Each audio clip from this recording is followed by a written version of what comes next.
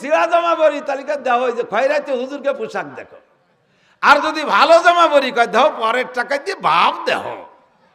হুজুর চলে গেছে 3 মাইল রাস্তায় আতরের গিরান মাহাই রয়েছে, ভাঙ্গা সাইকেলে চললি কয় দেখো মৌলবীকে খয়রাইতে বাপ। আবার একখান দামি গাড়ি কিনে আসে 3টা হুজুর আবার গাড়ির বাপ দেহ। আপনাকে দি কয় কি কয় না জানি না, সারা বাংলাদেশ ঘুরিয়ে আসছি, এটা আমাকে কপালের দোষ, বর্তমানে এই চলতেছে। তো ভালো জামা পরলে কয় হুজুররা এত ডাটের পোশাক পরবে কে? হুজুররা পরবে তালি দিয়া পোশাক। আল্লাহ নবী তালি দিয়া পোশাক পরেছে। নো টক বাট উস্কুত, শট আপ, ফারদার এরকম কথা উক্তি করবেন না। আমার নবীর যখন অভাব ছিল তখন অভাব ছিল। নবী পাকের খয়বারের যুদ্ধের পর যখন সচ্ছলতা আসছে, আল্লাহর নবী নিজে 5টা উট বিক্রি করে একটা শেরওয়ানি তৈরি করেছেন। একটা উটের দাম এখনো যে দাম তখনও কিন্তু সেই দাম, দামের কোনো বেশ কম নাই, বোঝেন নাই? আজ থেকে 30 বছর আগে 1 ভরি স্বর্ণের দাম ছিল 5,000 টাকা। 1 ভরি স্বর্ণ বেচলে একটা গরু কিনা যেত।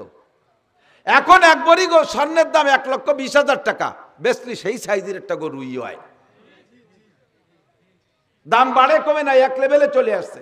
কাজেই আমি এখনকার টাকা দিয়ে হিসেব করব, একটা উটের দাম 10 লক্ষ টাকা, 5টা উটের দাম 50 লক্ষ টাকা। তাহলে চলমান এই টাকার দামের 50 লক্ষ টাকা দিয়ে আমার নবী নিজে হাতে শেরওয়ানি বানায় ব্যবহার করেছেন।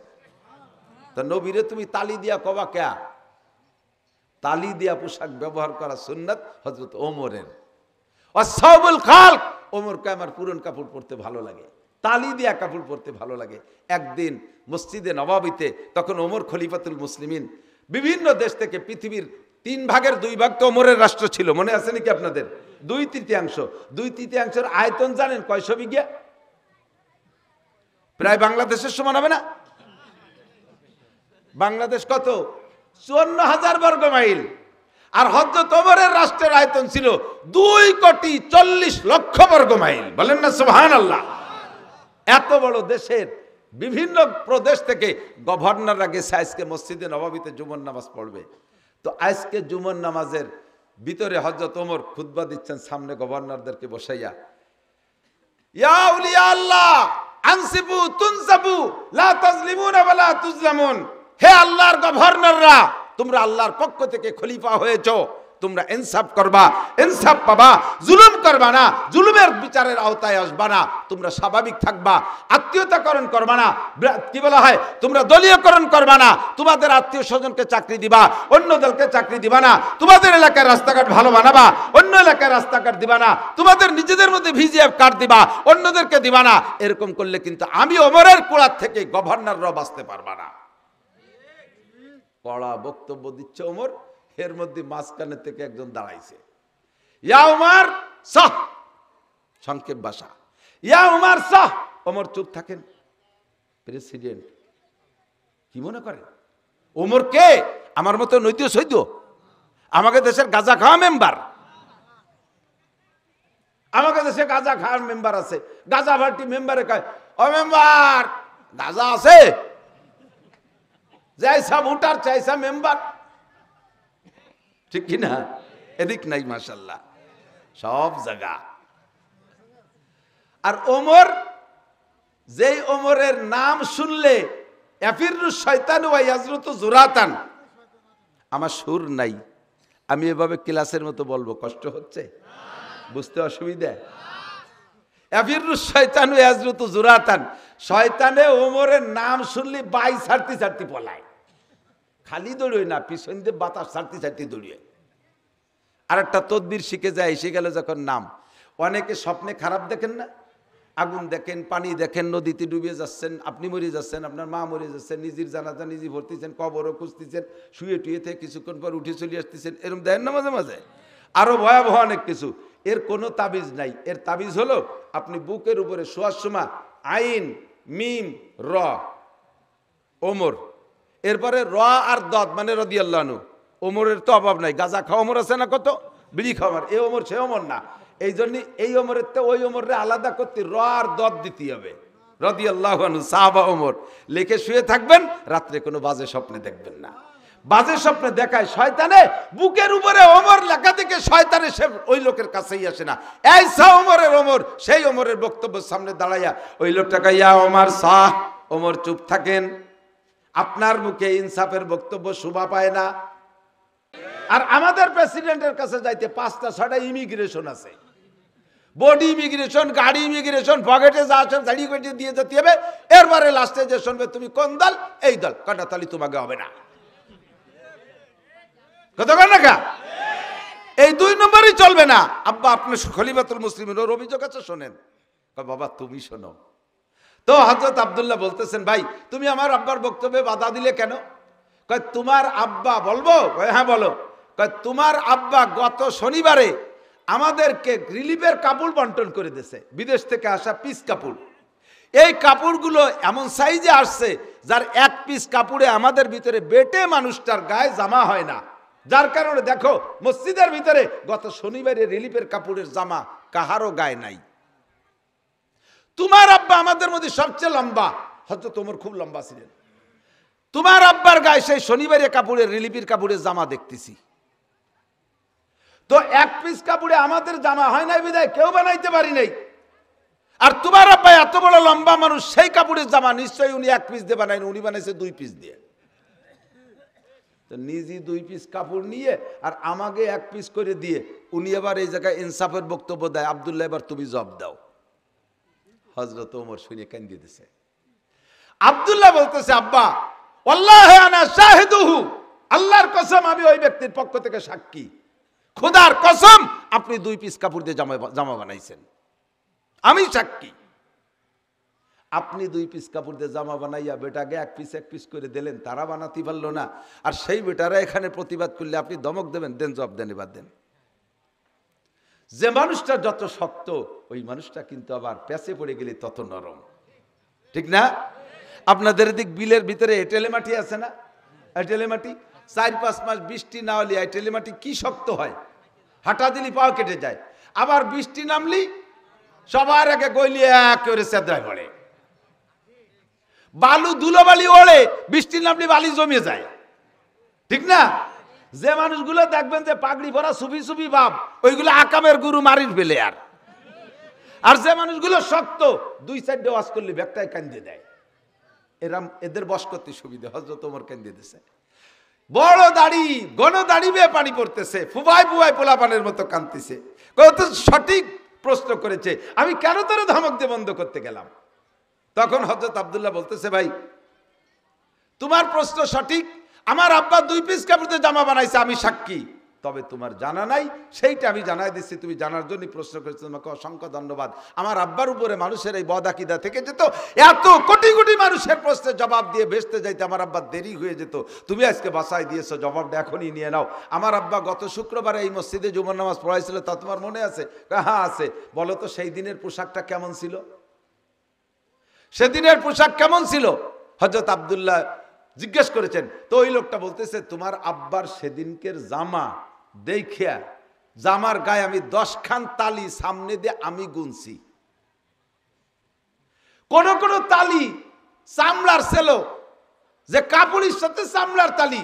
আমি পুরো নামাজ কাটছি তোমার আব্বার এই ছিঁড়া পোশাক দেখে। 2/3 পৃথিবীর মালিক এত বড় রাজা হয়ে আসে, ছিঁড়া জামা গাইতে জুমো পড়ায়। আল্লাহ তাআলা তার একটা নতুন জামা বানানোর তৌফিক দেয়নি। আর আমাদের দেশের নেতারা চোখালাগের সামনে টাকা কাড়ি করে নিয়ে কানাডা বিল্ডিং বানায়। কানাডা চেনেন না? দেশের নাম কানাডা। আমরা চোখালারা ভাত পাই না, কানাডা দালান বানায়। আর দেশ বিদেশে যে জায়গা যাবেন সেই জায়গা কোটি কোটি টাকা তাদের ব্যাংকে। কতক্ষণ দলীয়কের নাম কই নেই, শটাপ নোঠক বা টুসকুত। কোন সাসিবা কম সিন্নি খার জোম আমাগো দিক কয়, সব চিনি বলার দরকার নাই। দোস্ত এই সিরা জামা দেখা উনি বলতেছেন, আমি সেদিন সারা নামাজ কাঁদছি খলিফাতুল মুসলিমের পিছনে নামাজে দাঁড়াইয়া। আল্লাহ এত বড় রাজা একটা নতুন জামা বানাইয়া জামে মসজিদে নববীতে দাঁড়াইয়া জুমার নামাজ পড়াবে, এমন সুন্দর একটা জামা তার নাই। আমি মনে মনে নিয়ত করেছিলাম এই শুক্রবার আসার আগে আপনার আব্বাকে একটা জামা আমি বানাই দেব। ব্যস্ততার কারণে পারি নাই। আজকে এসে জুমার নামাজে আপনার আব্বার গায়ে নতুন কাপড়ের জামা দেখা এবং আমার এই ভুল আমার এই আকিদা যে উনি 2টা কাপড় দিয়ে জামা বানাইছে, সিদ্ধান্ত পাল্টাই দিছি, জীবনেও কোনোদিন দেব না। আব্দুল্লাহ বলতেছেন, বাইরে তোমার তো আব্বা না, খলিফাতুল মুসলিমিন আমার আব্বা, তুমি আমার আব্বার একজন ভোটার, একজন সমর্থক, তাতে যদি আমার আব্বার গায়ে ছিঁড়া জামা দেইখা তোমার এত খারাপ লাগে, আমার আব্বা আমি তার সন্তান, আমার কেমন লাগতে পারে? ও ভাই রে, আমি খবর পেয়েছি আজকের শুক্রবারে গভর্নররা জুমার নামাজ পড়তে আসবে, আব্বাজি খুতবা দেবে, তো গভর্নররা তো ডাটে ডাটে জামা পোশাক পরে আসছে, আমার আব্বা প্রেসিডেন্ট হয়ে তার গায়ে ছিঁড়া জামা খুতবা দেবে, নামাজ পড়াবে, এইটা আমি সহ্য করতে পারতেছিলাম না। আমি চিন্তায় পড়ে গেলাম, আব্বাজিকে কিভাবে নতুন জামা বানাই দেব? ঘরে কোনো টাকা নাই, আমার কাছে কোনো টাকা নাই, আব্বার ফান্ডেও কোনো টাকা নাই। গত শনিবারে যে রিলিফের কাপড় বন্টন হয়েছে, আব্বাও 1 পিস পেয়েছিলেন, আমিও 1 পিস কাপড় পেয়েছি। আমার পিস কাপড় আব্বাকে দিয়া, আব্বার পিস আর আমার পিস দিয়ে 2 পিস কাপড় দিয়ে আব্বারে জামা বানাই দিয়েছি। আল্লাহর কসম, আমার আব্বা বাইতুল মাল থেকে 2 পিস কাপড় নেয় নাই।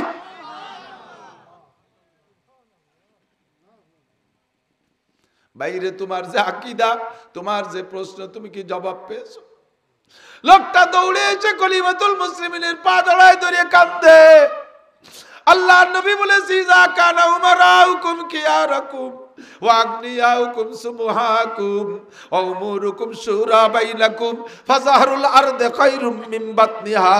বিশ্বনবী বলেছেন, যখন তোমাদের দেশের নেতারা হবে ভালো মানুষ, তোমাদের দেশের নেতারা হবে ভালো মানুষ, ওয়া আগনিয়াউকুম সুবহাকুম, আর ধনীরা হবে দানশীল, ওয়া উমুরুকুম শুরা বাইনাকুম, আর তোমাদের সব কাজ সংসার থেকে সংসদ পর্যন্ত, সংসার থেকে সংসদ পর্যন্ত সব জায়গার কাজ যদি তোমাদের পরামর্শ সাপেক্ষে হয়, দল বেদল নিয়ে পরামর্শ সাপেক্ষে কাজ করো, ফাযাহরুল আরদি খায়রুম মিন বাতনিহা, তখন তোমাদের মরার চাইতে বেঁচে থাকার মধ্যে শান্তি। মরার জন্য দোয়া করবা না, বেঁচে থাকার চেষ্টা করো, দুনিয়াটা তোমাদের হয়ে যাবে জান্নাত। আমরা সেই খলিফাতুল মুসলিমিন নেতা পেয়েছি ইমানদার। আমার যে ভুল ধারণা ছিল, আমার ভুল ভেঙে গেছে। এবার হযরত ওমর কি বলবে?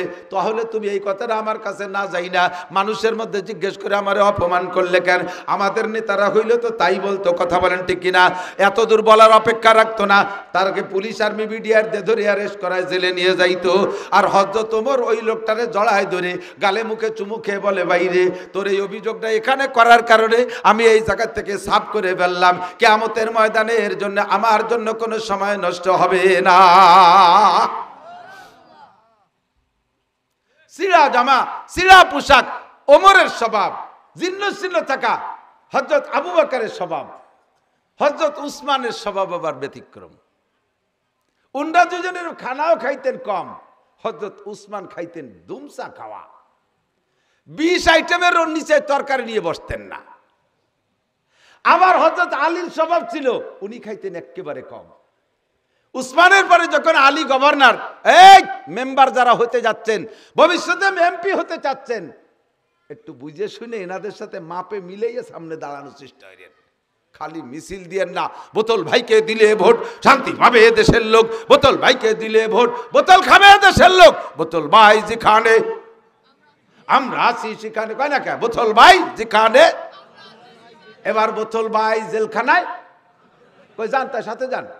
সে সময় দিকে আমরা সবাই পায়খানায়, বোতল ভাই জেলখানায়, আমরা সবাই পায়খানায়।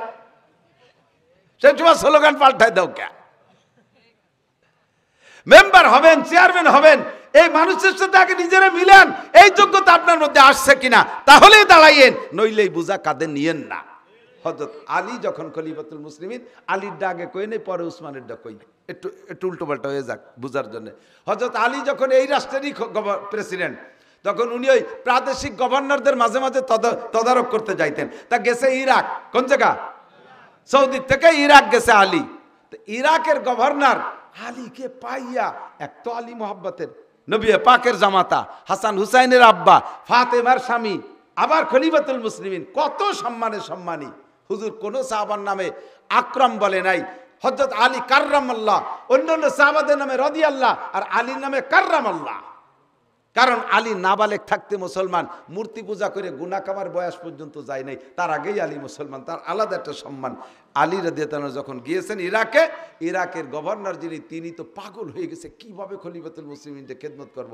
তো উনি যে উদ্দেশ্যে গেছে কাজকামগুলো করতেছেন আর ফাঁকে ফাঁকে জিজ্ঞেস করতেছেন, হযরত সাহেব কি খাবেন, কি খাবেন, কি মেহমানদারি করব, কি খাবেন। উনি বলো ওটা কাজ করতে দাও, খাওয়ার সময় আসলে আল্লাহ ব্যবস্থা করবে। কোনো তার নাম বলে নাই, আর নাম বলে নাই বিদায় গভর্নর ব্যবস্থাও করে নাই যে আমি একটা কিছু জোগাড় করলাম, প্রেসিডেন্ট তা খাইলেন না, কি করব। এই করতে করতে কাজ সারতে সারতে দুপুর হয়ে গেছে। এখন গভর্নর তো পাগল হয়ে গেছে, কি করব, কিছুই বললেন না। এখন দুপুরে খাবারের সময় কি করব। তো উনি বলতেছেন, হযরত কি খাবেন, কি করব, ব্যবস্থা কি করব। কয় বাবা কিচ্ছুই করা লাগবে না, আমি খাবার নিয়ে এসছি সাথে করে, তুমি আমার সাথে খাইও। এখন গভর্নর একদিক দিয়ে ভয় পাচ্ছে, আর একদিক দিয়ে খুশি হচ্ছে যে তাহলে খলিফাতুল মুসলিমির আনা খাবার মদিনার থেকে নিয়ে আসছে, তাহলে তো কি পরিমাণ যেন ভালো ভালো হবে না, আজকে খাবো খুব কায়দা হয়ে। অক্ত যখন হয়েছে নামাজ কালাম পড়ে বলছে একটা খাস রুমের মধ্যে চলো, চলছে। তো যাইয়া গভর্নর হযরত আলীর খাদেম একজন, কয়জন, 30 খান গাড়ি সামনে আর 40 খান পিছনে, এরকম না, একজন খাদেম। এই দুইজন যাইয়া খাস রুমের ভিতরে গভর্নরে নিয়ে বসছে, বসে বলছে এই প্লেট বের করো। প্লেট বের করছে, মশকে থেকে পানি ঢালো, ইরাকের কিছুই না, মশকের থেকে পানি ঢালো প্লেটে, গলা প্লেট করে পানি ঢালছে। রুটি বের করো, শুকনো শুকনো রুটি এক এক প্লেটে 2-2 কেনরে ছেড়িয়ে দিয়েছে পানির মধ্যে। আর ব্যাগের থেকে বেরোয় সাইডে খেজুর পানির মধ্যে ছেড়িয়ে দিয়েছে। কাগের থেকে খাইও না, খেজুর নরমক, পানি মিঠে হলি ওই রুটি দিয়ে হাই খাইয়ে নে। গভর্নর ভয়তে তরতরায় কাঁপতেছে, আল্লাহ আজই চাকরি ছুটবে না। খলিফাতুল মুসলিমিন তার ব্যাগের থেকে শূন্য রুটি খায়, আমি গভর্নরে কি করলাম, ইরাকে তো সারা পৃথিবীর সবচেয়ে ভালো, তা আল্লাহ আমার কি হবে না কপালে, এই বলে ভয়তে কাঁপতেছে। হযরত আলী বলতেছেন, লা তাখাফ ওয়ালা তাহজান, ভয় পেও না, টেনশন করো না। হযরত খলিফা আপনি এ কি করলেন, আমার অপমান করলেন, ব্যবস্থাটা আমি করতাম, ইরাকে বহু খাবার আছে আমি করতাম। তো হযরত আলী বলতেছেন, বেটা তোমার ইরাকের খাবার আর এই খাবারের ভিতরে আকাশ পাতালের ডিফারেন্স। তোমার ইরাকের খাবার আমি বললে সব ব্যবস্থা করতে পারো, তুমি শুধু একটা প্রদেশের গভর্নর হইয়া আর আমি সারা পৃথিবীর প্রেসিডেন্ট হইয়া আমি কি এর চেয়ে বেশি আইটেম জোগাড় করতে পারি না? আমি তা আনি না, খাই না কেন? আমি মদিনার থেকে রুটি বানাইয়া আনি, মদিনার যে আটা দিয়ে রুটি বানাই ওই আটা মদিনার বাজারে বিক্রি হয়, আর ওই মদিনার বাজারে যে আটা বিক্রি হয় মদিনাওয়ালার কবর থেকে সে বাতাস যাই ওই আটার গায়ে লাগে, সেই আটার ভিতরে মদিনাওয়ালার ঘিরান থাকে। এরপরে মদিনার পানিতে সেনি, পানির মধ্যে মদিনাওয়ালার ঘিরান। এরপরে ওই রুটি বানাই আমি মদিনার রোদ্রে শুকাই, রোদের ভিতরে মদিনাওয়ালার ঘিরান।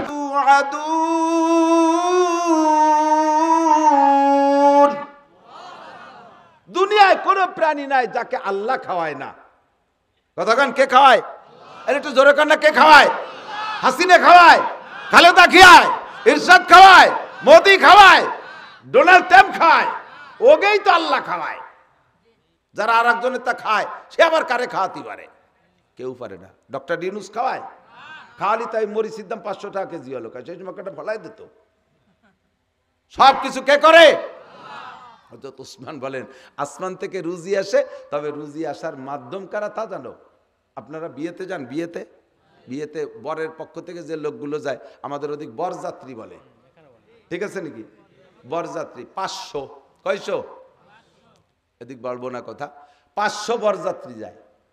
তো বরযাত্রী 500-র মধ্যে চেয়ারম্যান আছে, মেম্বার আছে, ডিসি আছে, ওসি আছে, টিওনো আছে, এমপি আছে, মন্ত্রী আছে, প্রফেসর আছে, মাস্টার আছে, ডাক্তার আছে, ইঞ্জিনিয়ার আছে, হুজুর আছে, পাবলিক আছে, পিসাব আছে, কৃষক আছে, মূর্খ আছে, জাইলিজিয়ানি সব আছে। 500 এলাকার গুছাই গাছাই নিয়ে গেছে, সবাই চলে গেছে, খালি বর যাই নেই। একটারও গেট দিয়ে ঢুকতে দেবে? এই 500 যাত্রীর খানার ওসিলা কে? জোরে বলেন কে? বর। বর যাই নেই, কেউ রে খাইতে দেবে না। এই 500 লোকের খানার ওসিলা বর। তো ওই দিন বর বেশি খায় না যাত্রীরা বেশি খায়? বরে পায় বেশি, খায় কম। যাত্রীকে দেয় ছোট ছোট প্লেটে, আর বর রে এত বড় তবলিগি থাল ভরিয়ে, কি কয় রে? সাগরানা। আমাকে দিকাল খানসা সাজায় দেয়। এই সাগরানা, তার ভিতরে ষাঁড়ের মাথা একটা শিং সহ উঠে দিয়েছে, আজ তো খাসি একটা, এত বড় বড় ডিম, যার এক ডিম পারতে 2 মুরগি লাগে। কোন জায়গাতে জোগাড় করে এই সাজায় দিয়েছে, কিন্তু ও কিতা খায়? ও লজ্জায় রুমালি নিচে দিয়ে একটু মুখি দেয়, তার লজ্জায় বা নিচে দিয়ে বাইয়ে পড়ে যায়। খায় তো যাত্রীরা, খায় কারা? ওসিলাকে। তো হযরত উসমান বলেন, গোটা দুনিয়ায় কাফের, মুশরিক, হিন্দু, বুদ্ধ, খ্রিস্টান, হাস্তিক, নাস্তিক, মুরতাদ, বেঈমান যত আছে, বাঘ, ভাল্লুক, শিয়াল, কুত্তো, ওই নমরুদ, কারুন, হামান, ফিরাউন, সাদ্দাত, আবু জাহেল, আবুল লাহাব, উতবা, সাইবা, ওয়ালিদ ইবনে মুগিরা, এই ডোনাল্ড ট্রাম্প ম্যাম যা আছে দুনিয়ার সবাই খায়, এর ওসিলা বর হলো মুসলমান। বোঝেন নাই কথা? এই বরাদ্দ আসে কাকে নামে? একটু কবেন না কাদের নামে? মুসলমানের নামে বরাদ্দ, মুসলমান বর। তো আমি মুসলমান, আমার নামে বরাদ্দ আসবে, খাইয়ে যাবে আড়াইনি বাড়াইনি নাই দু সেতুরা, আর আমি খাবো না তা হবে না। আমি 20-25 প্রকার দিয়ে খাবো, পরাণ ভরে খাইয়ে থাকলে ওরা খাবে, না খালি না খাবে। এলো হযরত উসমানের দাবি। যে কথা বলছি, হারগুলেরা রঙ্গ বুয়ে দেগারা, প্রত্যেক ফুলের রং আর গ্রান আলাদা, ঠিক কিনা? এভাবে বড়দের বলতে গেলে রাত কেটে যাবে, জায়গা আর বলবো না। এই বড়দের মধ্যে একজনের নাম ওমর ইবনে খাত্তাব। কি নাম? হাদিস খান বর্ণনা করছেন, লম্বা একটা হাদিস পড়ছি, এত বর্ণনা করে পারা যাবে না, সংক্ষিপ্ত। ওলামায়ে কেরাম, তোলাবায়ে আযম সব কথা শুনবেন, বুঝবেন, আবার বলা শিখবেন। আপনারা জানেন না তা না, বাচন ভঙ্গিটা জরুরি। আমরা মাঠে থাকবো না, এই চেয়ারটা দখল করবে অন্য কেউরা, আর তাদের কাছ থেকে মানুষের সহি কথা শিখতে পারবে না। কুরআন হাদিসের সহি কথা স্টেজে বসে বলা শিখতে হবে। জানেন খুব, কিন্তু বলতে পারেন না। আপনার এই জানার খুব একটা গুরুত্ব নাই। আমাকে তো দায়িত্ব দেওয়া হয়েছে, বাল্লিগু আন্নি ওয়ালাউ আয়া।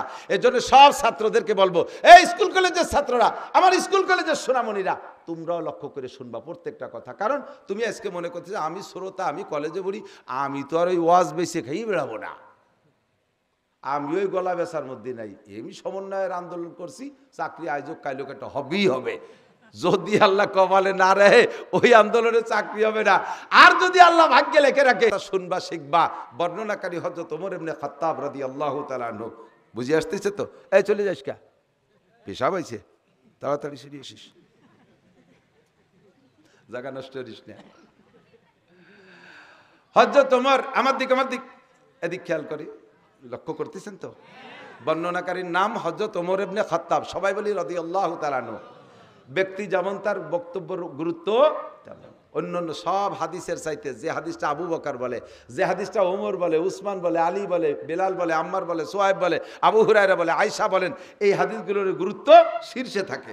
তো হযরত ওমর রাদিয়াল্লাহু তাআলা হাদিসের বর্ণনা করে উনি বলতেছেন, বাইনামা নাহনু ইনদা রাসূল, একেবারে প্রত্যেকটা কথা শিখার মতো, প্রত্যেকটা কথা। এই হাদিসটার শেষে যাইয়া হুজুর আলাইহিস সালাম বলেন, আতাকুম ইউআল্লিমুকুম দীনাকুম। আজকে যে চারটে কথা এর ভিতরে আলোচনা হয়েছে, এর ভিতরে তোমাদের পূর্ণাঙ্গ দ্বীন শিক্ষা দিতে জন্য ভদ্রলোক এসেছিলেন। কাজে এই কথার শুরু থেকে শেষ পর্যন্ত প্রত্যেকের লক্ষণীয়। হযরত ওমর বলেন, আমরা মজলিসে বসা, আমরা মজলিসে বসা। এমনি হুজুর আলাইহিস সালামের চেহারাটা এমন ছিল, ঘরের ভিতরে আমরা লাইট জ্বালায় বসে আছি, বাতি জ্বালায় বসে আছি, আচানক যদি বাতি নিভে যেত, তাহলে প্রাথমিকভাবে আমরা বুঝতে পারতাম না যে বাতি নিভে গেছে। মজলিসে যদি হুজুর আলাইহিস সালাম থাকতেন, তাহলে হুজুরের আলো, চেহারার আলোতে মজলিসটা সেম আলো হয়ে থাকতো। আজকে আমরা মজলিসের মধ্যে বসা, হুজুরের নুরানি চেহারায় তো নুরান্বিত। ইসতলা আলাইনা রজুলুন, একটা লোক পিছনে এসে উদয় হয়েছে, একটা লোক উদয় হয়েছে। আরে ভাই, মানুষ কি উদয় হয় না? মানুষ আসে, কথা কন না? উদয় হয় চন্দ্র, উদয় হয় সূর্য, উদয় হয় তারকা, এরাই তো উদয় হয়। তো হযরত ওমর বলতেছেন, আমরা বলতে বাধ্য, আমাদের মাঝে একটা লোক উদয় হয়েছে। কেন?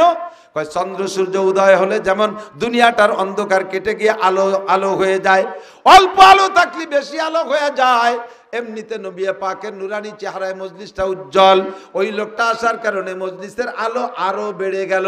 মনে হয় যেন পিছন দিয়ে একটা চন্দ্র বা সূর্যের মতো কেউ উদয় হলো। এই জন্য জীবনে কোনোদিন অমন চুলদাড়ি কালোর মানুষ দেখি নাই। আল্লাহ ইউরা আলাইহি আসারুস সফর, লোকটার কাছে সফরের কোনো আলামত নাই, হাতে কোনো ব্যাগেজ নাই। লা ইউরা আলাইহি আসারুস সফর ওয়ালা ইয়ারিফুহু মিন্না আহাদুন। অথচ আমরা কেউ তারে চিনি না, আমরা কেউ তাকে চিনি না। যারে চিনি না সে নিশ্চয় আমাদের এলাকার মানুষটা বহিরাগত, আর বহিরাগত হইলে লোকটা মুসাফির হবে। মুসাফির হওয়ার জন্য তিনটে আলামত থাকা দরকার। এক নম্বরে গায়ের পরিষ্কার, কাপড় পরিষ্কার থাকে না, লং জার্নি করতে করতে ময়লা হয়ে যায়, তেমনও কিছু না, গায়ের চামা একেবারে সাদা। আবার মরুভূমির ভিতর দিয়ে পথ চললে ধুলাবালিতে আউলোকে বাউল বেশ হয়ে যায়, চুলদাড়ি ময়লা হয়ে যায়, এমনও কোনো আলামত না। চুলদাড়ি একেবারে মিচমিচে কালো, মনে হয় যেন পাশে কোথাও বাসা, ওখান থেকে গোসল করে তেল মেখে আসছে, এমন তার অবস্থা। হাতে একটা ব্যাগেজ থাকবে, মুসাফির মানুষ, তারও কিছু নাই, লোকটা একেবারে খালি হাত। আমরা কেউ তারে চিনি না, পিছনে এসে দাঁড়াইলে সকলের একটা নজর সেদিক চলে গেল। পিছনে বহুত জায়গা আছে, লোকটা পিছনে জায়গা থাকতে বসলেন না, উকি মারে দেখতেছে মাঝখানে কোনো জায়গা আছে নাকি। আমরা আবার মাঝখানে জায়গা রাখি নাই। নবী পাক যখন বয়ান শুরু করতেন, আমাদের মাঝে আর নবীর মাঝে আকর্ষণটা এমন হতো চুম্বক আর লোহার মতো। এই টেবিলের মাঝখানে 1000 পাওয়ারের একটা চুম্বক রাইখা পুরো টেবিলের সব জায়গায় যদি ছোট্ট ছোট্ট টুকরা লোহা রাখা হয়, ওই লোহাগুলো যার যার জায়গায় থাকতে পারে না, আস্তে আস্তে চুম্বকের দিকে আগায়। কতক্ষণ নবী পাক যখন বয়ান শুরু করতেন, আমরা ছড়ানো ছিটানো যে হালাতে থাকি না কেন, কোরআনের বয়ান যখন শুরু হতো, আমরা ধীরে ধীরে শুধু আগাইতাম। আগাইতে আগাইতে এমন হইতো মাঝখানে দুইজনের মাঝখানে একটা আঙ্গুল ঢুকানোর জায়গা থাকতো না। আমরা এভাবে ঘন হয়ে গেছি। লোকটা উকি মেরে তাকাইতেছেন, মাঝখানে ফাঁকা পাইলে ঢুকে বসবেন, কিন্তু ফাঁকা নাই। পিছনে জায়গা থাকতে বসলেন না, হাত ঢুকিয়ে দিয়ে এমন করে ফাড়তে ফাড়তে ফাড়তে ফাড়তে একটু আগাইয়া দেখে আমার রসুল আল্লাহ নবী আর সামনে যেই লোকটা বসা এই আবু বকর, দুইজনের মাঝখানে মাত্র একটা সিট ফাঁকা আছে বসার মতো। জোয়ান মানুষ উকিবরের দিকে ওই জায়গাটারে লক্ষ্য করে মার্ক করে চলে আসে। হাত্তা জালাসা ইলা নবী সাল্লাল্লাহু আলাইহি সাল্লাম, মাঝখানে ফাড়তে ফাড়তে এসে সামনে বসে গেলেন। দুইজনের মাঝখানে যে জায়গাটা, এতটুক জায়গা যে বসার সাথে সাথে ফাসনাদা রুকবাতাই হিলা রুকবাতাই হে, ওনার হাঁটু হুজুরের হাঁটুর সাথে মিশে গেল। আল্লাহ ওয়াজা কাফাইহা আলা ফাকিজাইহি, ওনার হাত দুখানা নিজের রানের পর অথবা রাসূলের রানের উপরে রাখলেন। এবার মুখের দিকে তাকাইলেন, বয়ান শুরু হয়েছে আমার দিক, সবাই আমার দিক। এমন ভাবে বসছে বিনয়ের সর্বশেষ, এর চাইতে আর নম্র ভদ্র বসা হতে পারে না। বিনয়ের সাথে মুখের দিকে তাকাইয়া বলতেছেন, ইয়া মুহাম্মদ আখবিরনি আনিল ইসলাম। হে আল্লাহর নবী মুহাম্মদুর রাসূলুল্লাহ, আমাকে একটু ইসলাম শিখাইয়া দেন। বুঝে নিতে হবে আগে, যেই লোকটা নবী পাকের কাছে ইসলাম জিজ্ঞাসা করতেছেন, এই লোকটার কাছ থেকে 2.5 থেকে 3 লক্ষ নবী রাসূলরা ইসলাম শিখছে। উনার কাছ থেকে ইসলাম শিখে নবীরা উম্মতরেও ইসলাম শিখাইছে। এই লোকটার কি ইসলাম জানতে বাকি আছে? এই লোকটা নবী পাকের কাছে বিনয়ের সাথে ভদ্রতার সাথে জিজ্ঞেস করতেছেন, ইয়া মুহাম্মদ আকবিরনি আনিল ইসলাম। একটু পরে আবার কয়, ইয়া মুহাম্মদ আকবিরনি আনিল ঈমান। হুজুর আমারে ঈমান আর ইসলাম শিখাইয়া দেন। এমন ভাবে জিজ্ঞাসা করার কারণ কি? আল্লাহু আকবার। লাস্টে যে নবী বলতেছেন তোমাদেরকে দিন শিখাইতে আসছিলেন, এই লোকটা জিজ্ঞাসা করার কারণ হলো বক্তার কাছে শ্রোতা কিভাবে জিজ্ঞাসা করবে তার পদ্ধতি শিক্ষা দেওয়া, উস্তাদের কাছে ছাত্ররা কিভাবে কথা জিজ্ঞাসা করবে তার পদ্ধতি, পীরের কাছে মুরিদে কিভাবে কথা জিজ্ঞেস করবে তার পদ্ধতি, ইমামের কাছে মুসল্লিরা প্রশ্ন করবে কিভাবে, তার সিস্টেম শিক্ষা দেওয়া মাকসাদ। বিনয়ের সাথে ভদ্রতার সাথে বৈশা জিজ্ঞাসা। আমরা কিছুই শিখে রাখতে পারি না, আমাদের এই কথাগুলো মনে থাকে না। আমাদের স্টেজে যখন বক্তারা কথা বলে, শ্রোতাদের মতের খিলাফ হয়ে গেলে, সঙ্গে সঙ্গে দাঁড়ায় আমরা প্রতিবাদ করি। আরো কিছু মাত্রার নেতা আছে, মাত্রা নেতা, মাথা ফুলো নেতা, রক চড়া নেতা, আইসে সামনেতে মাইকটা কাড়িয়ে নিয়ে যায়। আছে না নাই? কথা বলেন। এটা চরম বিয়াদবি, জীবনে তাদেরকে শিখাইতে পারলাম না। লেখাপড়া কম জানে না, IA pass, BA pass, MA pass, BCS pass, doctor, engineer, বড় বড় পদের অধিকারী, এখনো বক্তার সাথে কথা বলার সিস্টেম জানে না, আলেমদের সাথে মুভ করার সিস্টেম জানে না। কারণ কি? তোমার ওই কোরআন হাদিসের এলেম নাই। দুনিয়ার বিদ্যায় যত বড় বিদ্বান হও, আদব আর আদর্শ তুমি কখনো শিখতে পারবা না। ভদ্রলোক ঈসা শিক্ষা দিচ্ছেন কিভাবে জিজ্ঞাসা। 1 নম্বরে ইসলাম কি জিনিস হুজুর বললেন, শুনবেন আপনারা? ইসলামের জবাব হুজুর দিলেন, কলা আনতা সাদা লা ইলাহা ইল্লাল্লাহ। মুখে সবাই পড়েন ইসলাম কাকে বলে জানতে চাইছে সবাই, হুজুর বলে দিলেন, বলেন আশহাদু আল্লা ইলাহা ইল্লাল্লাহ ওয়া আশহাদু আন্না মুহাম্মাদান আবদুহু ওয়া রাসূলুহু। এই কলেমা মুখে পড়া ইসলাম, মুখে পড়া ইসলাম। আর এই কলেমার অর্থকেও অন্তরে বিশ্বাসের নাম ঈমান। বুঝেন, একই জিনিস দুই দিক চলে গেছে, ঈমান আর বিশ্বাসের নাম ইজান বিল কলব, অন্তর থেকে বিশ্বাস করার নাম। আমি সাক্ষী দেই আল্লাহ ছাড়া কোনো মাবুদ, আস্তে কন, আরো আস্তে, আমি কই আস্তে, সবাই কয় জোরে। সিস্টেম বানাই নিয়েছে বক্তারা, আমিয়া বলি না। নবীও না, রসুলও না, নাউজুবিল্লাহ। উনি তো নাউজুবিল্লাহ না, উনি কাফের। জোরে বলেন। গোলাম আহমদ কাদিয়ানি কি? যারা কাফের না বলতেছেন তাদের ইমানের মধ্যে দোষ আছে। গোলাম আহমদ কাদিয়ানি কি? আমাদের নবীর নাম কি? মুহাম্মদুর রাসূলুল্লাহ সাল্লাল্লাহু আলাইহি ওয়াসাল্লাম। এই কথাটা মুখে স্বীকার করার নাম ইসলাম, আর অন্তরে বিশ্বাসের নাম ঈমান। বুঝা গেছে? 2 নম্বরে ইসলাম কি? আনতুকিবাস সালাহ, নামাজ বাস্তবায়ন করো। এক একটা দিয়ে বছরের পর বছর চলে। 2 নম্বরে তাসুমু রমাদান, রমজানের রোজা রাখবা। 1 নম্বরে কলেমায়ে শাহাদাত, 2 নম্বরে নামাজ, 3 নম্বরে যাকাত। অতুতি যাকাত দিছে। কই আমার মনে হয় লন্ডন যা লাগবে না, কন্না সুবহানাল্লাহ। আমার মনে হয় লন্ডন যা লাগবে না, আমার শরীর পুরো সুস্থ লাগতেছে। তো ওরা কইতেছে যে ওই মরার আগে এরকম পাকা পাকা কথা সবাই কয়, বাদ দাও, ওঠো। ঘুষাই ঘুষাই নিয়ে গেছে। বিমানে উঠার আগে আর এক ডোক খাইয়ে ছেলেদের চাইতে সুস্থ, বিমান ভরে তুত্তুর হয়ে বেড়াচ্ছে বুড়ো। ওখানে যাইয়া ওটিতে যাওয়ার আগে আর এক ডোক খাইয়া এবার ওটিতে হাসপাতালে ভর্তি হয়েছে, অপারেশন থিয়েটারে শোয়া।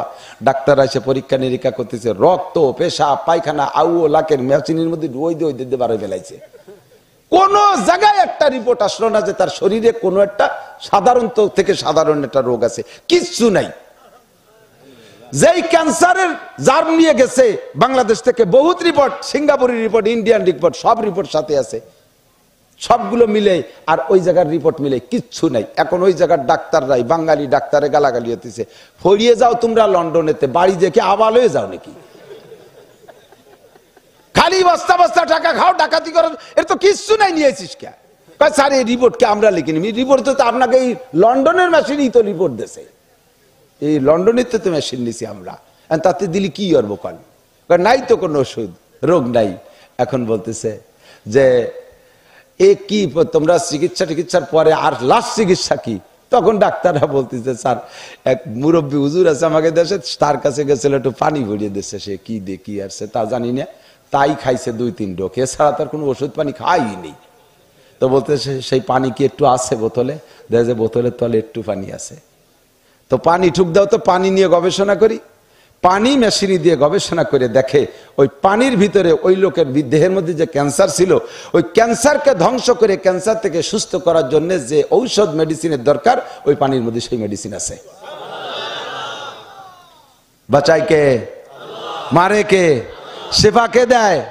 আমি এক ডাক্তারের কাছে ওষুধ নিছি, নিয়েই হাঁটা দিছি। ডাক্তার কয়, দাঁড়ান হুজুর, ওষুধের একটু জাড়িয়ে দেই। জাড় ভুক করে না, ওষুধের একটু জাড়িয়ে দেই। আমি ওষুধের আবার জাড়ে কে? কয় যে ওষুধের কোনো ক্ষমতা না, আমি ওষুধটা জাড়িয়ে দেবো, তারপরে ওষুধই কাজ হবে। বড়ি কয়টা নিয়ে সুরো ফাতেহা পড়ে ফু দিয়ে কয়, জানেন খানকে ওষুধের কি ক্ষমতা আছে? ক্ষমতা আছে সুরো ফাতেহার। কথা বলেন। প্রযুক্তির যুগে, বিজ্ঞানীর যুগে কথা বললে মানুষের মানতে কষ্ট হয়। ডাক্তার সাহেব মানে না, হুজুরকে জাড় ফুকে কাজ হয় মানে না।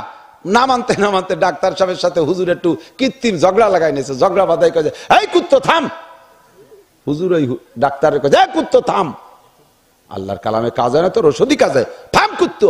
কয়ার সাথে সাথে সাদা ডাক্তার লাল হয়ে গেছে। পকেটে ছিল আয়না, খুলে দেয় কয়ে, স্যার দেন যে আপনার চেহারাকে আগের মতো হচ্ছে না, ফাল্টে গেছে।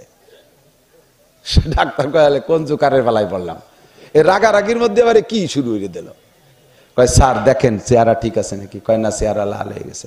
কয় আপনারে ভালো কিছু কইনি, শুধু কুত্তো কইছি। জগতে, প্রাণী জগতে সবচাইতে নিকৃষ্টতম একটা প্রাণী, সেই নামটা আমার মতো নাপাক মুখ দিয়ে শুধু কুত্তো উচ্চারণ করে আপনাকে বলছি। তাতে যদি সাদা চেহারা লাল হয়, আমার আল্লাহ পাকের কালাম, কালামে পাক কোরআনে কাজী করিম, আমার আল্লাহর কালাম দিয়ে যদি ঝাড়ফুঁক করি, কেন চেহারা পরিবর্তন হবে না? কথা বলেন, কেন শরীর পরিবর্তন হবে না? কেন চেহারা পরিবর্তন হবে না? কুত্তো শব্দ যদি সাদা চেহারা লাল হয়, তাহলে আলহামদুলিল্লাহ সুরজ কেন সাদা চেহারা লাল হবে না, লাল চেহারা সাদা হবে না? আমানতু বিল্লাহ লা ইলাহা ইল্লাল্লাহু মুহাম্মাদুর রাসূলুল্লাহ। সূরা ফাতিহা পড়েন, আমাদের হুজুরদের কাছে নিয়ে আসেন ঝাড়ফুঁক করার জন্য। আমি মা চাচিকে কই, এই দুনিয়ায় সবচাইতে বড় কবিরাজ হলো মা, সবচেয়ে বড় ডাক্তার মা, সেকেন্ড ডাক্তার আব্বা। সন্তানের ব্যাপারে, কারণ তাদের দোয়ায় সন্তান সুস্থ হয়, ঔষধ লাগে না। রাতের বেলা বাচ্চা মরে ভাব বিছানে ফেলাই তুইয়া মা 2 রাকাত নামাজ পড়ে সিজদায় পড়ে মালিকের কাছে যদি প্রার্থনা করে, রব্বুল আলামিন, আল্লাহ আমার পূর্ণ বিশ্বাস, আল্লাহ আমার সন্তানকে ফিরিয়ে দিতে হবে। আমি মা, তুমি বলেছো মায়ের দোয়া তুমি কবুল করতে মাঝখানে কোনো ওসিলা লাগে না। আমার সন্তানের জন্য আমার দরখাস্ত, আল্লাহ আমার বাচ্চাকে তুমি সুস্থ করে দাও। মা সিজদাতে মাথা উঠাইতে আল্লাহর রহমতে বাচ্চাকে আল্লাহ সুস্থ করে দেবে। মা যদি হয় মুসা আলাইহিস সালামের মায়ের মতো ইমানদার মা, তাহলে সাগরে ফেলানোর সন্তানকে আল্লাহ তাআলা আবার কোলে ফিরিয়ে দেয়। মা যদি হয় ইব্রাহিম আলাইহিস সালামের মায়ের মতো মা, বাগরে দিয়ে তার সন্তানরে পাহারাদারি করে বাচ্চাকে আবার মায়ের কোলে ফিরাইয়া দেয়। কথা বলেন ঠিক ঠিক না? মা যদি হয় ইমানদার, তাহলে ওই মায়ের সব কথা আল্লাহ পাক কবুল করে। ও মা, আপনি হবেন সবচাইতে বড় কবিরাজ। বাচ্চারা কান্নাকাটি করলে হুজুরির কাছে নিয়ে আসে, হুজুর কয় কলা গাছের ছোটা উঠে নিয়ে আসো। কলা গাছের ছোটায় কয় ফু দিয়ে, কয় জবাইন দিয়ে দাও, দাও 20টা, 1 ফুটি 20টা। বারহাল হুজুরদের একটা ইনকাম সোর্স, সমালোচনার দরকার নাই। হুজুরের যে ফু দেয় এটা হলো ইমামতি বাঁচানোর ফু আর 20 টাকা দামের ফু, আর মা যে ফু দেয় এটা কলজের থেকে আসে। কতক্ষণ বাচ্চায় কান্দে, কোলে করে নিয়ে ঘুরবেন, আলহামদুলিল্লাহ পড়ে ফু দেবেন, সূরা ইয়াসিন গুনগুন করে পড়ে তারে শোনাবেন। কিছু না পারেন কমপক্ষে সূরা নাবার আম্মা তাসালুন 30 নম্বর পারার প্রথম সূরার মধ্যে পাবেন আয়াতটা, ওয়াজআলনা নাওমাকুম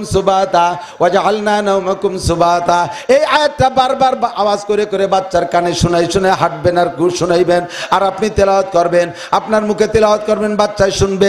5 থেকে 10 মিনিট শুনাইলে ইনশাআল্লাহ বাচ্চার কান্নাকাটি বন্ধ হয়ে যাবে, বাচ্চা ঘুমায়া যাইবে। এই সূরার নাম সূরাতুল ফাতিহা।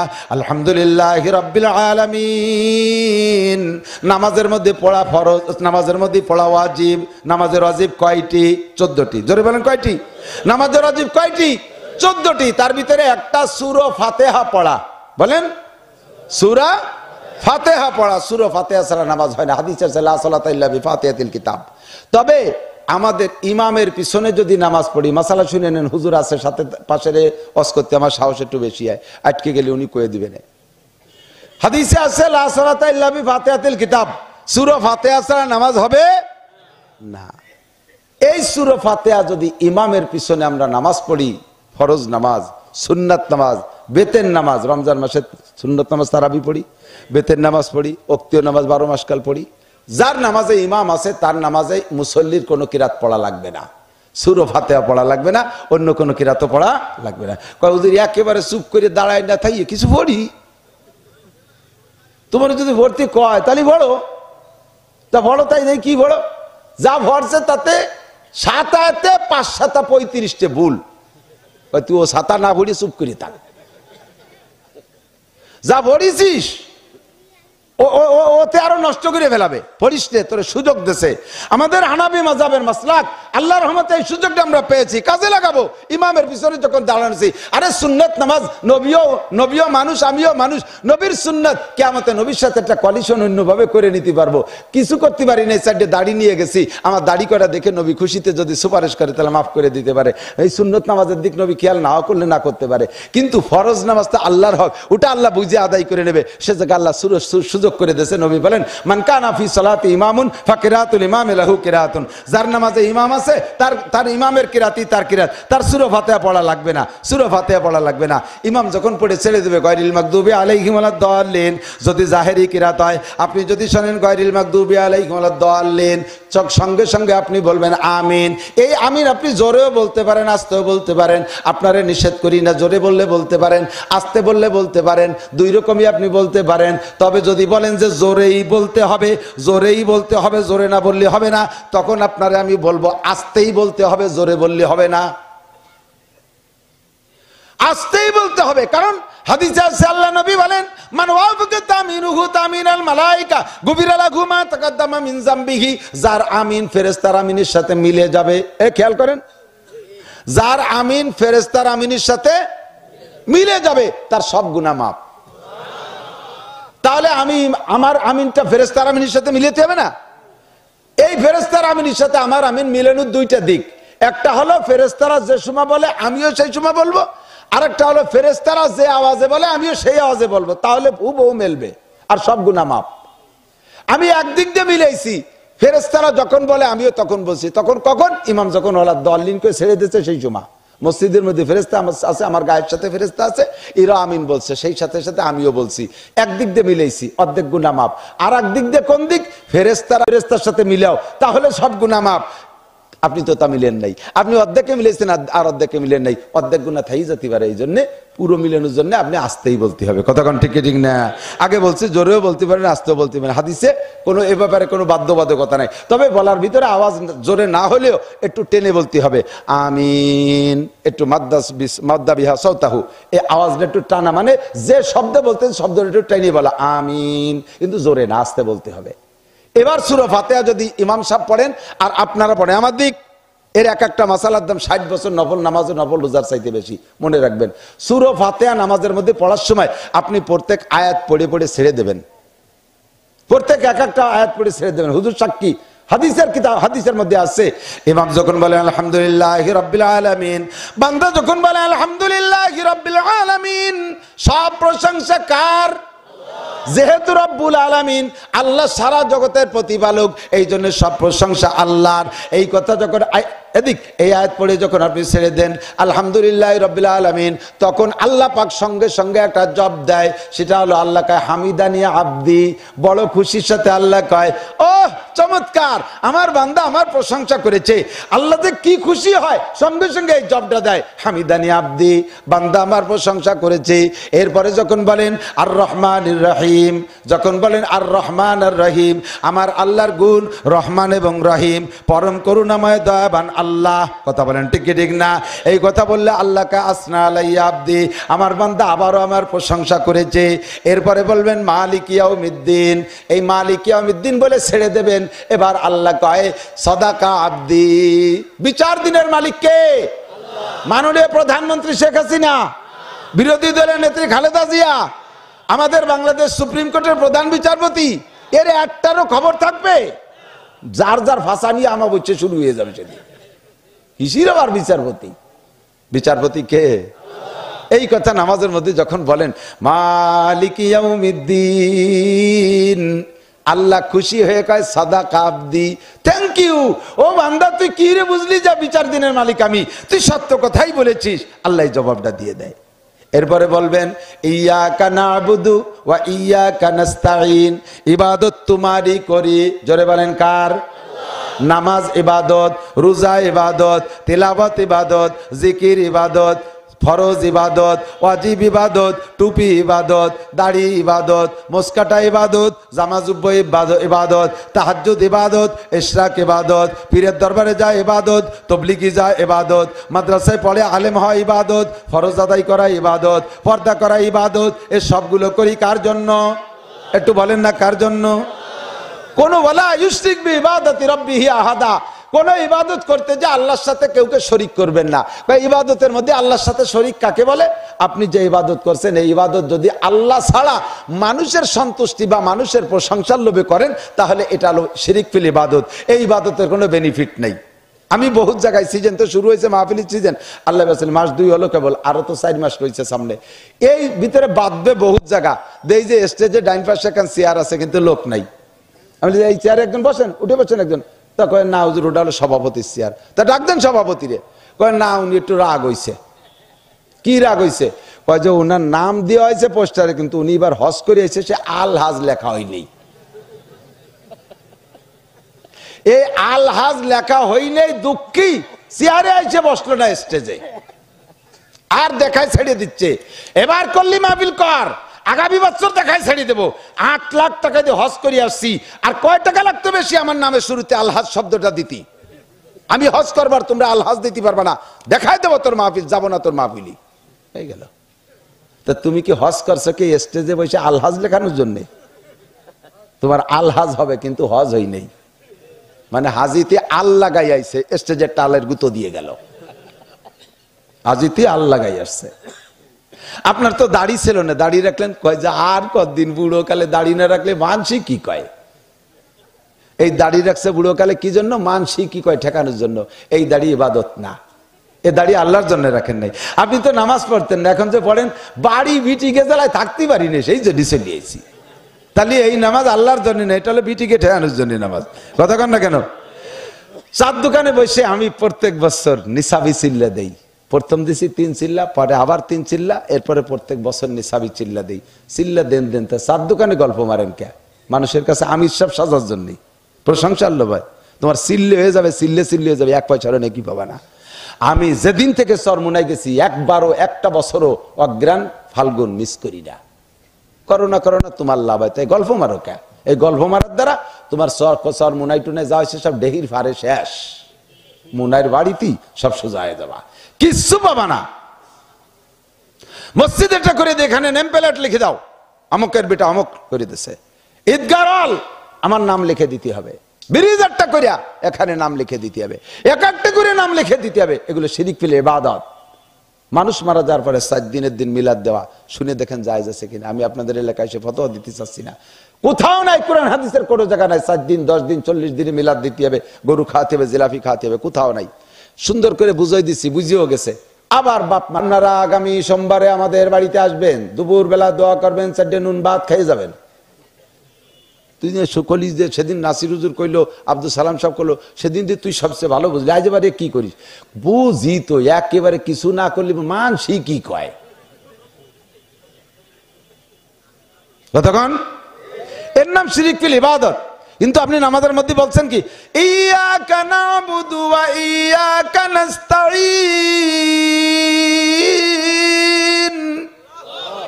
তোমার ইবাদত করি, দাড়ি তোমার জন্য রাখি, কোরআন তোমার জন্য পড়ি, ফরজ তোমারই জন্য করি, নামাজ তোমারই জন্য করি, খরচ তোমারই জন্য করি, তবলিগি তোমারই জন্য যাই, মসজিদ তোমার জন্য করি, মাদ্রাসা তোমার জন্য করি, সব ইবাদত তোমারই জন্য করি, আল্লাহ তোমারই জন্য করি। এই কথা বললেন প্রথম অংশে। শেষে বললেন যেহেতু সবটা তোমার জন্য করি, নাস্তাইন, সাহায্য তোমার কাছে চাই। আমি হাসিনের কাছে চাইতে পারবো না, এমপি মন্ত্রীর কাছে চাইতে পারবো না, চেয়ারম্যান মেম্বারের কাছে চাইতে পারবো না, সাহায্য তোমার কাছে চাই। যা যা লাগবে আমি না জানলেও তুমি জানো। এই আমার কি কি লাগবে সবটা কি আমি জানি? আরে কথা কয় না রে। এ যুবক, তোমার কি লাগবে সব তুমি জানো না, জানে কে? সৃষ্টিকর্তা আল্লাহই জানে, ঠিক না? মেশিন বানাইছে যে, ওই মেশিনই জানে না যে আমার কি কি লাগবে, কি কি হলে আমি মেশিন হই। মেশিন বানানিওয়ালা জানে যে মেশিনের কি কি লাগবে, কোন জায়গা গ্রিস লাগবে, কোন জায়গা মোবিল লাগবে, কোন জায়গা তেল লাগবে, কোন জায়গা কি লাগবে, কোন জায়গা ওয়াশার লাগবে, কোন জায়গা নাট বল্টু লাগবে, সব মেশিন বানানোওয়ালা জানে, মেশিনই জানে না। আমার কি লাগবে, আমি একটা মেশিন, আমি জানি না। আমার বানানোওয়ালা আমার আল্লাহ, আল্লাহই জানে আমার কি লাগবে। আমি এক কথাই বলে দিছি, ইয়াকা নাবুদু ওয়া ইয়াকা নাস্তাইন। এই আয়াতের মধ্যে 2টি অংশ লক্ষ্য করছেন নাকি? একটা হলো আল্লাহর ইবাদত করি বলে বললাম, এরপরে আমার প্রয়োজনটা চাইলাম। এই আয়াত বলার পরে আল্লাহ জবাব দেয়, হাজা বাইনি ওয়া বাইনা আবদি, হাজা বাইনি ওয়া বাইনা আবদি ওয়ালি আবদি মা সাআলা। এই আয়াতটার মধ্যে 2টি অংশ, অর্ধেক আমার আর অর্ধেক আমার বান্দার। আমার টুক আমি পাইয়ে গেছি, আমার বান্দার টুক আমি দিয়ে দিলাম। এইভাবে আয়াতটা কেটে কেটে পড়লি ফাঁকে আল্লাহ এই কয়। আর আপনি যদি একে টানি মারি দেন, আলহামদুলিল্লাহ, হঠাৎ দলিন, মাঝে কি কইছে হঠাৎ দলিন, আল্লাহ তো কিছু ক্ষতি সুযোগই ভালো না। আপনারে যে দেবে দিয়ার ভাগটাই তো ভাই নেই। কখনো হাফেজ সাহেবরা তারাবির নামাজেও ওইরকম গলামে সুরো ফাতিহা পড়বা না, শুনলে আমার পরাণ কাঁপে। যারা তর্জমা বোঝে না হুজুরের কাছে শুনে দেখেন, যারা তর্জমা বোঝে ইমাম সাহেব কিরাত পড়লে তর্জমার দিক লক্ষ্য করে থাকে। আমি তো মাঝে মাঝে বলি কিরাত, এই জেল্লাতুল কারি এটা বাবি আছে, নুরুল ইজামিদের সব হাদিসে ফতর কিতাবেও আছে। কিরাতের উচ্চারণ এবং কিরাত পড়ার নিয়ম এটা অধিকাংশ ইমামরা ফলো করে না। এ জায়গায় তেট্টু, ও জায়গায় তেট্টু, খোঁজ খাবলা পড়িয়ে রুকুতি চলে যায়।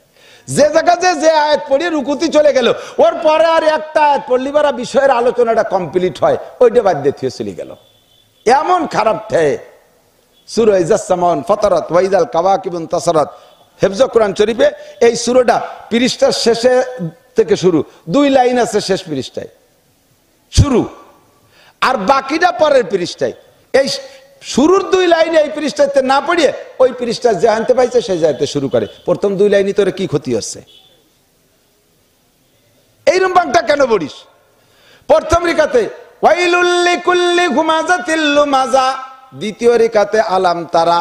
নামাজ হবে না তা না, নামাজ হইয়া যাইবে, কিন্তু তর্জমাগত মিল কইরা কোরআন শরীফে সেইভাবে সাজানো। প্রথম রিকাতে আলাম তারা, দ্বিতীয় রিকাতে লিলাফি পড়বেন। কারণ আলাম তারা লিলাফির ভিতরে কঠিন মিল। আলাম তারার ভিতরে ঘটনা কি?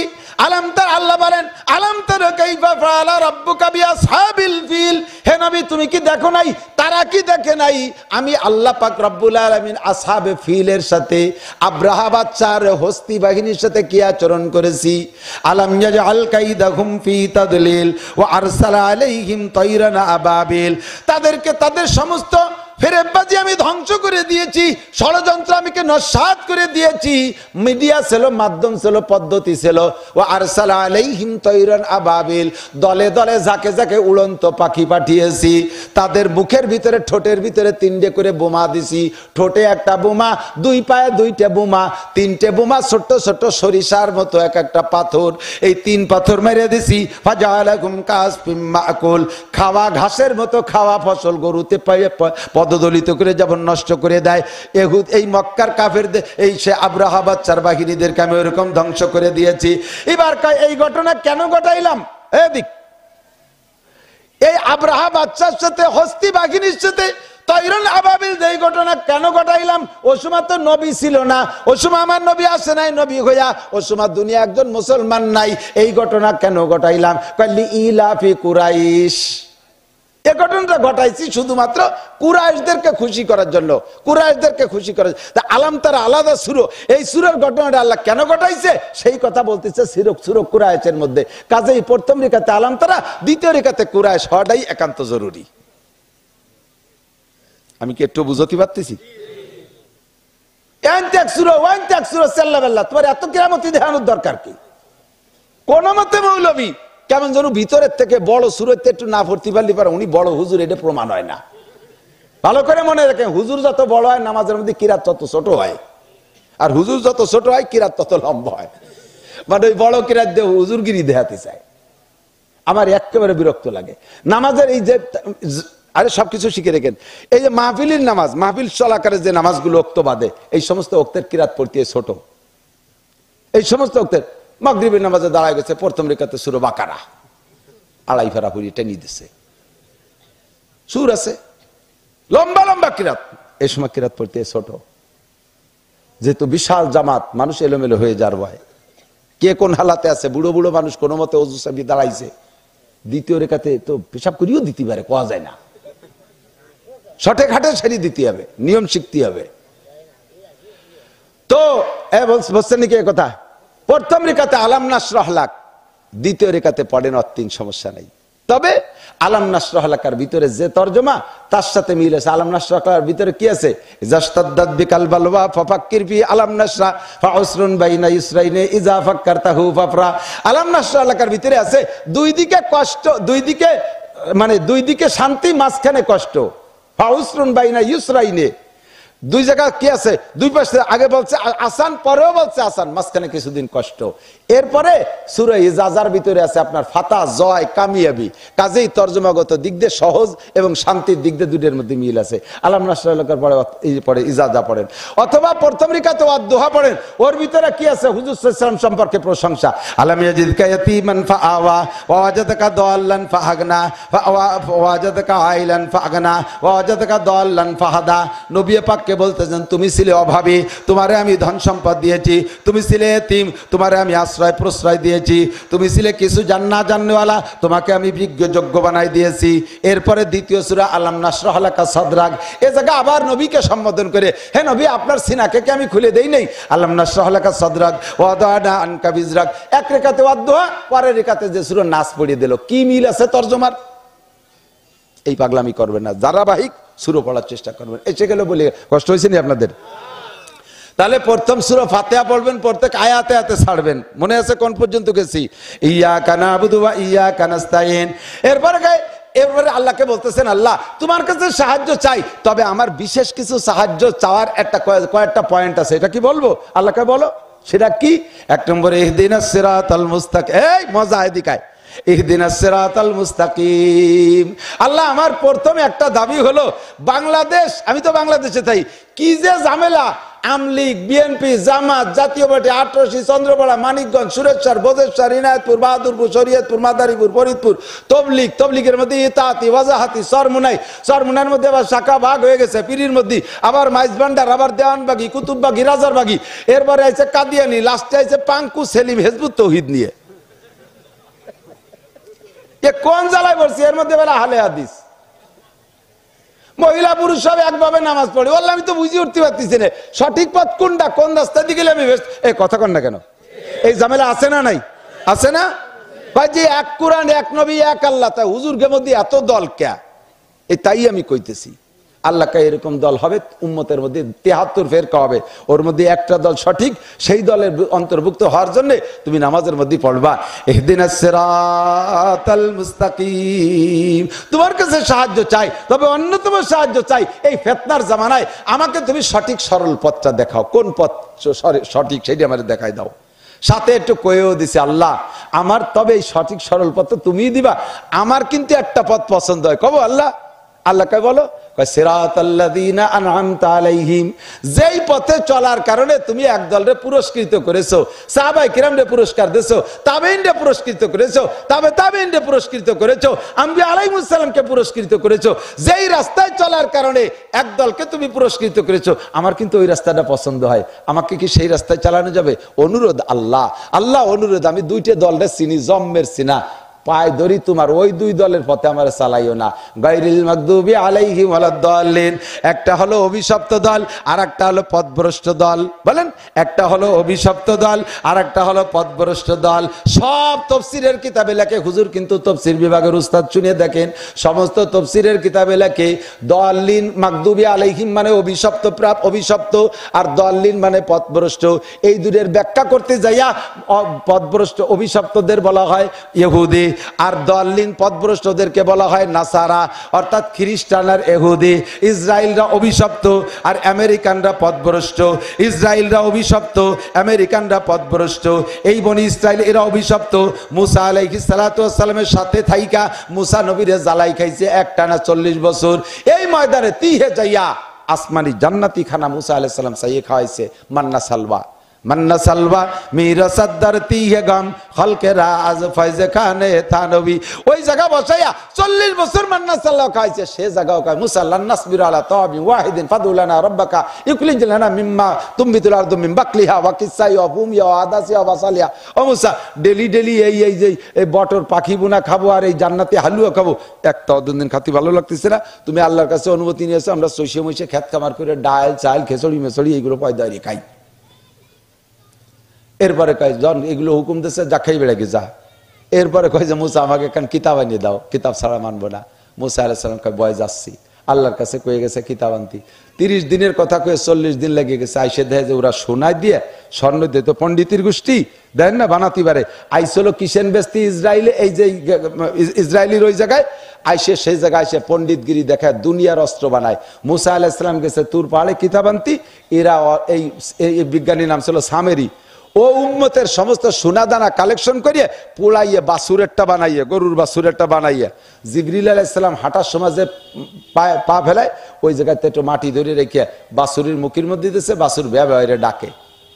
মুসা আলাইহিস সালাম কইছে আমি 30 দিনের মধ্যে আসবো, সে আসতে লেগে গেছে 40 দিন। এই সামেরি উম্মতরে বুঝাইছে, দেখ মুসা আল্লাহরে তালাশ করতে গেছে, আল্লাহরে পাচ্ছে না, আল্লাহ এই যে চলে আইছে, তোরা এই বাসুরের সেবা দে। সব যে সে বাসুরের পুজো ওরা শুরু হচ্ছে, কত বড় বেকায়দা। মুসা আলাইহিস সালাম আইসে দেয় যে ওই ঘটনা, উনি প্রথম রাগ হয়েছে ওনার ভাইয়ের উপরে, হারুন আলাইহিস সালামরে নবী বানায় দিয়ে গেছে।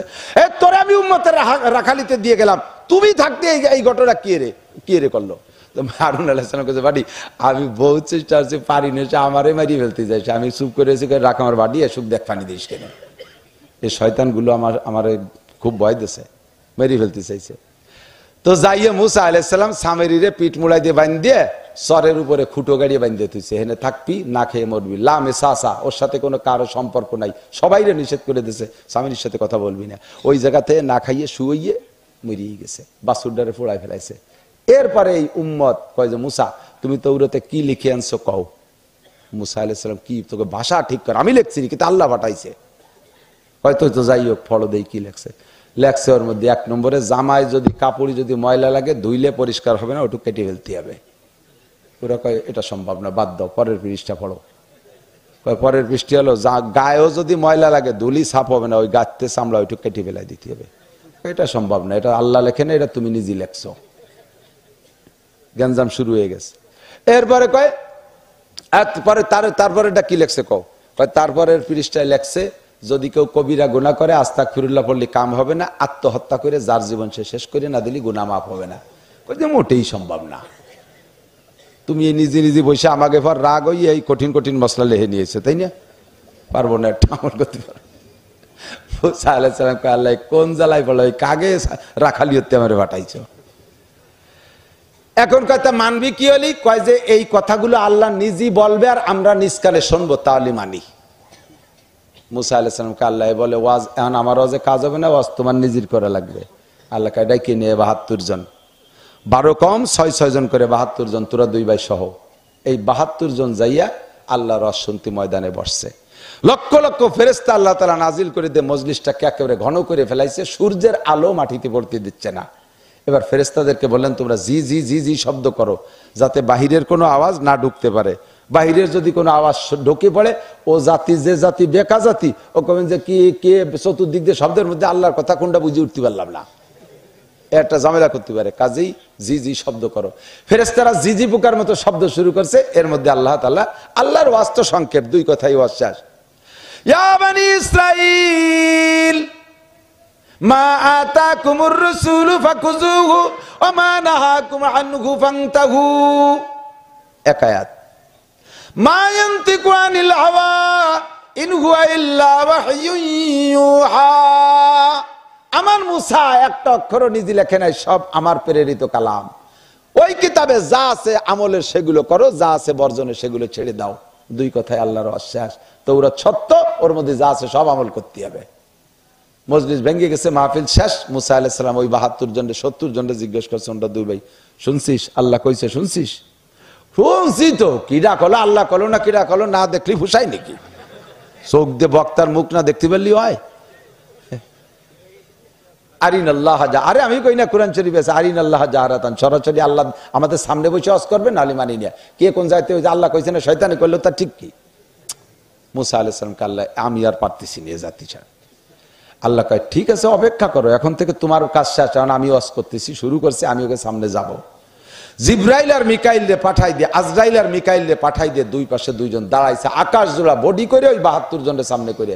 মুসা আর হারুন আলাইহিস সালাম বাদে এই 2 জন এমন বেগে চিক মারছে 2 ফেরেশতা, 70 জন জায়গায় শেষ। মাগদুবি আলাইহিম, খুদার গজব শুরু হয়ে গেছে। এই গজবে 70 জন শেষ। এখন মুসা আলাইহিস সালাম দুশ্চিন্তায় পড়ে গেছে, আল্লাহ এ তো তুমি রাগেই মারছো ঠিক আছে, কিন্তু এই যে নেতৃস্থানীয় 70 জন এগে যদি এনে মারিয়ে থুয়ে যাই, আমার বাড়ি উঠার কায়দা নেই। ওই উম্মত তো ওগেই বংশধর, কবে না যে মুসা তুমি এইভাবে গুছাই গুছাই নিয়ে নিয়ে দল দলে আমাকে মারা শুরু করছো, পায়ে ধরি আল্লাহ বাঁচাই দাও। আল্লাহ পাক আবার 70 জনকে জিন্দা করে দিছে। মুসা আলাইহিস সালাম এবার জিজ্ঞেস করছে, এই আল্লাহ আছে, বিশ্বাস হয়? কয় যে হুজুর বিশ্বাস হয় মানে এই জায়গাতে বাড়ি চলেন, আগে একবার মরছি বাঁচছি, আর মরলি বাঁচবো না রে, সরেন তাড়াতাড়ি। বাড়ি চলে আসছে, এখন ওরা এসে বলতেছে, এই উম্মত সবাই তো অপেক্ষায় রয়েছে, ভিআইপি মেহমান আল্লাহর সাথে দেখা করে আসতেছে, 6 লক্ষ বনি ইসরাইল ওত পাইতে বসে আছে, গেট টেট বানায় প্যান্ডেল করে বসে রয়েছে, ইন্ডাওয়াজ করবে। যে বলতে হুজুর আজকে থেকে আপনাকে 2 বার কোনো ওয়াজ লাগবে না, ওয়াজ সব আমরা করব। এবার ওরা আওয়াজ করতে, বনি ইসরাইল সাবধান, মুসা যা বলবে তাই শুনবি, একটা কথা উল্টো পাল্টা করার কায়দা নাই। এ তৌরাত সম্পূর্ণ আল্লাহ নাজিল করা কিতাব, এর সাথে বেয়াদবি করলে বাঁচবি না। একটু সুযোগ আল্লাহ দিয়েছে, সেই কথাটা যদি মুসা আগেতেই বলতো তাহলে তার এত ঝামেলার মধ্যে যেতাম না। মুসা আলাইহিস সালাম গাই কি সুযোগ দিয়েছে, কয় যে আল্লাহ বলছে যে যেটা পারো আমল করি, না পারলি দরকার নাই, এরকম একটা সুযোগ আল্লাহ দিয়েছে। মুসা আলাইহিস সালাম কয়, এই শয়তান কোন সময় কইছে? কয় যে কইছে এক ফাঁকে, আপনি খেয়াল করেন নাই। তোরা 70 জন মরিও গেলে আমরা 2 ভাই সবসময় তাজা, কইলি আর আমরা খেয়াল করলাম না, লাগাই নিছে গেঞ্জাম। এরপরে আল্লাহ পাক রব্বুল আলামিন রাগ করে পাহাড় একটা উঠে ওদের মাথার উপরে বসাই দিয়েছে। আমি তো হাফেজ না বিদায় আয়াতগুলো সব বলতে পারতেছি না, কোরআন শরীফের আয়াতের তর্জমা আমি বলতেছি। পাহাড় একটা তাদের মাথার উপরে বসাই দিয়েছে, এমন কুদরতি পাহাড়, ছোট ডারো মাথায় থেকে, বড় ডারো মাথায় থেকে, শুয়ে থাকলেও মাথায় বাঁধে, দাঁড়ালিও মাথায় বাঁধে, পাহাড় সরে না। এত বড় পাহাড় যদি মাথার উপরে থাকে তাহলে কোনোটাই উঠতায়, কখন ছাড়িয়ে দেয়, একেবারে পেছিয়ে যাবো তলে তাইয়ে। বইতে বইতে কইছে, মুসা আল্লাহরে কও এই পাহাড় সরাও, আর জীবনে তোমার উল্টো করবো না। মুসা আলাইহিস সালাম বললেন, আল্লাহ এবার বাপ ভালো, সরাই দাও পাহাড়টা। বিসমিল্লাহ। আমি মাগদুবি আলাইহিম বুঝানোর জন্য কিচ্ছাড়া বলতেছি, শটে কাটে মাথায় মাথায়। পাহাড় সরাই দেওয়ার পরে আবার কর্মকারের লোহা, যেই সেই আকাম, নামাজ নাই, রোজা নাই, পর্দা নাই, পশিদা নাই, সব উল্টো পাল্টা শুরু করছে। মুসা আলাইহিস সালাম কয়, তোরা কি করলি? একটু আগে আমি তোকে নিয়ে তার আল্লাহর সামনে যাওয়ার কায়দা নাই, পদে পদে উল্টো পাল্টা করবি, আর তাই নিয়ে আমি বারবার কব, এবার আমি করতে পারবো না কিছু। কয় যে অত বড় পাহাড় মাথার পর থাকলি তওবা না করি পারা যায়? মুসা আলাইহিস সালাম কয়, আল্লাহ কি জাতি তুমি আমার দেশে উম্মত। আল্লাহ কয়, এখন থেকে ওয়াজালা আমার, আমল চলবে, তোমার আর কাজ শেষ, এখন হবে গজব। শুরু হয়ে গেল বন্যা, তুমুল বন্যা, সমস্ত মানুষের এই গলা সমান পানি, এক টুকটারও গলা সমান, 10 হাত লম্বা যেটা তারও গলা সমান, একই পানি। রয়েছে কয়দিন থাকা যায় কন্দি দেই, একান্ত বদমাইশ যেগুলো সবগুলো সব গজবে শেষ। ওই সময় যারা খালেস তওবা করছে, আল্লাহ তাআলা তাদেরকে বাঁচাই দিয়েছে, তাদেরকে নিয়ে উম্মত গঠন করছে।